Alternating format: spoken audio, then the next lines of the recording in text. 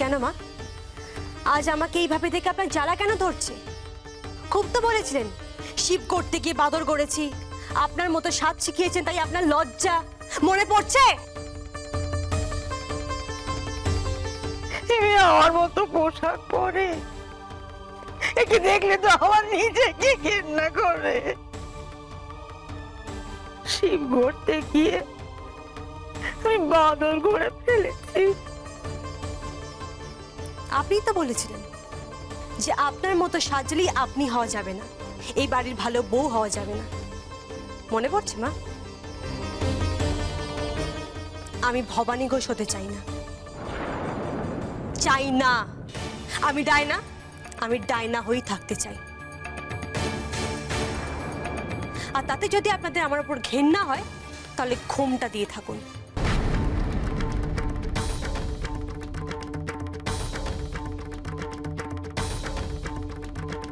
দাদু দাদু, মায়ের কেন করছে?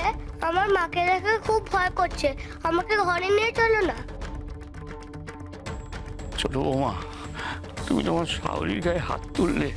ছি ছি ছি, তোমার ছেলে পর্যন্ত তোমাকে দেখে ভয় পাচ্ছে, তোমার থেকে দূরে থাকতে চাইছে।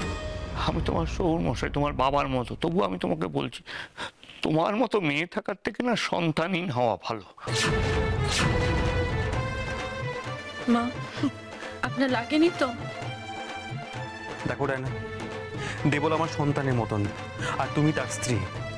আমি তোমার বড় ভাসুর হয়ে আমি তোমার কাছে হাত জোর করে অনুরোধ করছি, তুমি এই বাড়ি থেকে চলে যাও।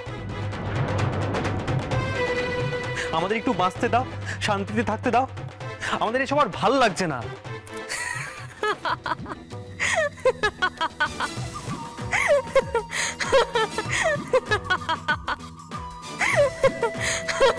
স্টপ ইট ডায়না, তোমার লড়াই আমার সাথে।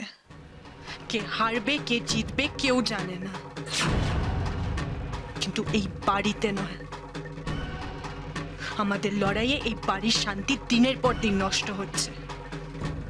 তুমি আর এই বাড়িতে থাকবে না। একদম ঠিক কথা বলেছো বড় বৌমা, আমাদের না বাঁচাও তুমি, ওকে এই বাড়ি থেকে সরাও। ঠিক বলেছো ঠাকুরপো, এই মহাপাপ। গেরস্তর ঘরে এরকম মানুষ থাকতে পারে? আজ তুমি চরম অন্যায় করতে গেছিলে, মাকে আঘাত করতে গেছিলে তুমি। সন্তান যখন মায়ের দিকে হাত তোলে